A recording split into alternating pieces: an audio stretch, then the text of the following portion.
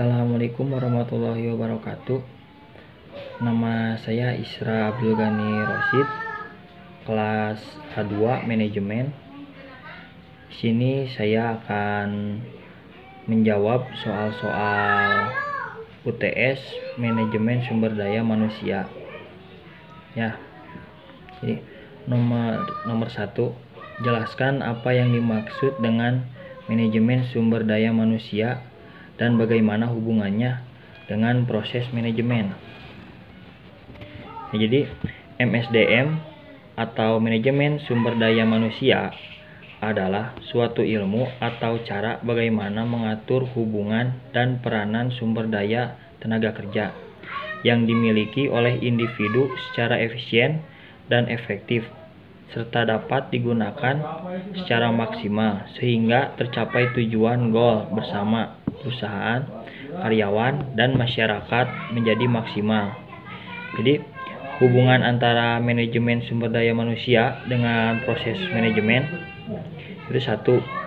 Perencanaan, menentukan sasaran dan standar-standar, membuat aturan dan prosedur, menyusun rencana-rencana, dan melakukan peramalan. Nomor 2. Pengorganisasian, memberikan tugas spesifik kepada setiap bawahan, membuat divisi-divisi, mendelegasikan wewenang kepada bawahan, membuat jalur wewenang dan komunikasi, dan mengkoordinasikan pekerjaan bawahan.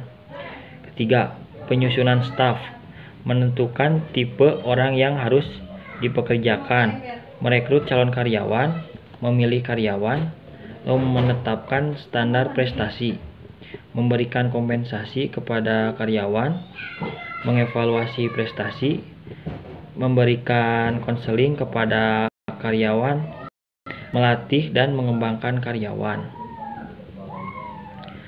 Keempat, kepemimpinan, mendorong orang lain untuk mendelegasikan pekerjaan, mempertahankan semangat kerja dan memotivasi bawahan. Yang kelima, pengendalian, menetapkan standar seperti kuota penjualan, standar kualitas, atau tingkat produksi. Memeriksa untuk melihat bagaimana prestasi yang dicapai dibandingkan dengan standar-standar ini. Koreksi jika dibutuhkan. Ya, nomor 2, berikan contoh mengenai bagaimana konsep dan teknik manajemen sumber daya manusia dapat berguna bagi semua manajer. Ya, 1. Melakukan analisis pekerjaan, menentukan pekerjaan setiap karyawan. 2. Melakukan kebutuhan tenaga kerja dan merekrut calon karyawan. 3. Memilih calon karyawan. 4. Mengorientasikan dan melatih karyawan-karyawan baru. 5. Mengatur upah dan gaji, memberikan kompensasi kepada karyawan. 6. Memberikan insentif dan keuntungan. Ya, nomor 3, sebutkan dan jelaskan teknik-teknik perencanaan sumber daya manusia. 1. Perkiraan ahli, ini termasuk keputusan informasi dan survei pakar teknik Delphi. 2. Analisis tren, kebutuhan tenaga kerja dapat diperoleh melalui ekstrapolasi, memproyeksikan tren masa lalu. Mendekati, menggunakan tahun dasar sebagai dasar, dan analisis statistik untuk tendensi sentral. 3. Analisis beban kerja, hal ini tergantung pada sifat beban kerja di departemen, di cabang, atau di divisi. 4. Analisis angkatan kerja, kali produksi dan jangka waktu harus dianalisis. Tunjangan-tunjangan yang harus dibuat untuk mengetahui pendapatan bersih tenaga kerja. 5. Metode lain. Bisa menggunakan beberapa model matematika dengan menggunakan bantuan komputer untuk menentukan kebutuhan tenaga kerja seperti anggaran dan analisis perencanaan, regresi atau analisis usaha baru. 6. Program kerja. Setelah dilakukan pembandingan antara persediaan tenaga kerja dengan perkiraan masa depan, maka program dapat dibuat dan dikembangkan sesuai kebutuhan. Hal ini mencakup prosedur rekrutmen dan seleksi, rencana,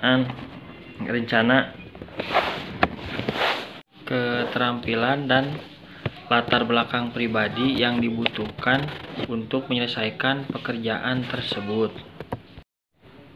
Nomor 4. Jelaskan bagaimana Anda akan melakukan sebuah analisis pekerjaan. 1. Menentukan bagaimana untuk menggunakan informasi yang didapat.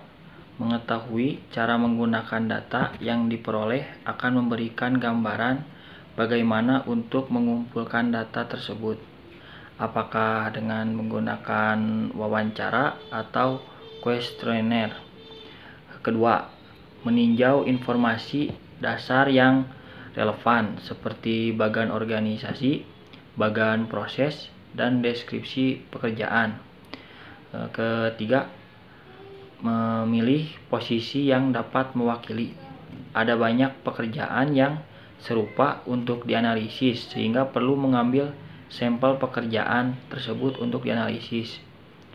Keempat, menganalisis pekerjaan. Mengumpulkan data aktivitas pekerjaan, perilaku karyawan yang dibutuhkan, kondisi pekerjaan dan sifat serta kemampuan manusia yang dibutuhkan untuk melakukan pekerjaan itu. Kelima, memverifikasi informasi analisis pekerjaan kepada pekerja yang melakukan pekerjaan tersebut dilakukan oleh atasan langsung. Hal ini akan membantu mengonfirmasikan bahwa informasi itu benar dan lengkap. Keenam, deskripsi pekerjaan dan spesifikasi pekerjaan.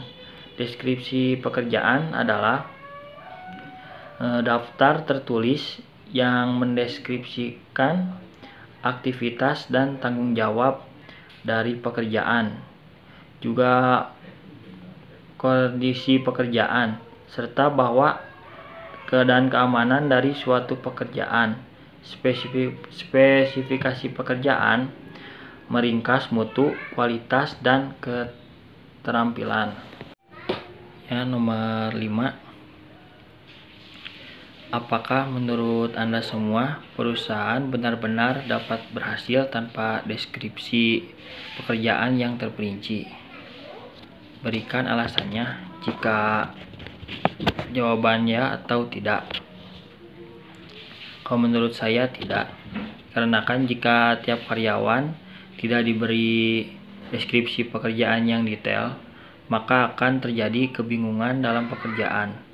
Apabila ada deskripsi pekerjaan yang detail, maka pekerjaan akan lebih teratur dan pengolahan tanggung jawab akan terarah sehingga perusahaan akan berhasil. Nomor 6. Jelaskan secara singkat setiap langkah dalam proses rekrutmen dan seleksi. 1. Strategi penyusunan untuk merekrut. Dalam penyusunan strategi ini, peran sumber daya manusia bertanggung jawab dalam menentukan kualifikasi pekerjaan. Bagaimana karyawan direkrut, di mana tidak ditentukan, dan kapan pelaksanaannya. Kedua, pencarian pelamar kerja. Banyak pihak yang terpengaruh oleh usaha dari perekrut untuk informasi lowongan. Salah satu caranya adalah dengan membina hubungan yang baik dengan sekolah-sekolah atau universitas-universitas. Ketiga, penyaringan atau penyisihan pelamar-pelamar kerja yang tidak cocok.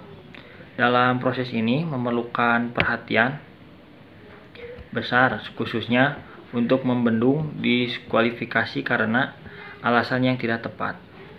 Keempat, pembuatan kumpulan daftar-daftar yang sudah disaring merupakan kumpulan individu-individu yang telah sesuai dengan kriteria yang ditetapkan oleh perekrut dan merupakan kandidat yang layak untuk posisi yang dibutuhkan. Ya, nomor 7. Untuk jenis pekerjaan apakah menurut Anda wawancara tidak terstruktur menjadi bentuk yang paling tepat? Jelaskan alasannya. Ya, menurut saya jenis pekerjaan untuk marketing, karena dengan cara wawancara tidak terstruktur, pewawancara dapat mengetahui bahwa yang diwawancarai layak dalam jenis pekerjaan tersebut. Karena dengan cara wawancara tidak terstruktur, pewawancara dapat mengetahui kualitatif yang diwawancarai layak dalam jenis pekerjaan tersebut. Yang nomor 8. Jelaskan mengapa penetapan kebijakan kompensasi harus dengan strategi bisnis perusahaan. Ya, kompensasi atau compensation merupakan salah satu fungsi manajemen sumber daya manusia yang sangat memerlukan kecermatan dalam penerapannya. Hal ini karena kompensasi sangat berpengaruh terhadap strategi pencapaian tujuan organisasi bisnis. Dapat dibayangkan apa yang akan terjadi pada sebuah organisasi kalau seandainya kompensasi yang ditetapkan itu dinilai rendah atau terlalu tinggi di antara para karyawan. Keadaan ini akan menimbulkan penafsiran yang beragam di antara para karyawan. Mungkin ada yang puas dan yang tidak puas. Sebagian mungkin merasa tidak adil sehingga menurunkan semangat kerjanya. Nah, produktivitas rendah, kualitas produk yang dihasilkan rendah, dan pada akhirnya menurunkan daya saing perusahaan. Kompensasi harus berjalan sejalan dengan strategi bisnis perusahaan agar tujuan perusahaan tercapai. Nah, jika tidak, maka tujuan perusahaan tidak dapat tercapai sebagaimana mestinya. Lalu bagaimana kompensasi dapat meningkatkan kinerja? Nah, jadi kompensasi yang berupa gaji, insentif, bonus, tunjangan pekerjaan, dan lingkungan pekerjaan adalah faktor penting untuk mengaruhi meningkatnya suatu kinerja karyawan. Semakin besar kompensasi yang diberikan perusahaan kepada karyawannya, maka akan semakin tinggi usaha para karyawannya untuk meningkatkan kinerja.